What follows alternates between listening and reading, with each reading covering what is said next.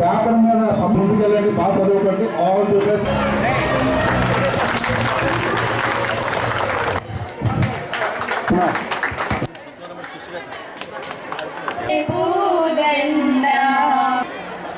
Please be silent.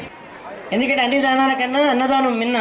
Junior కళాకారుల తరగతులు నా వాడు నిధులు 2000 మళ్ళీ తిరిగి భూమి గుండ్రంగా ఉందని మనకి ఇప్పటికే కాలాతీతమైంది. నిజంగా ప్రిన్సిపల్ గారు చాలా దొరలుతాయి. అలాగే కార్యక్రమం గురించి విచ్చేసి ఉన్నా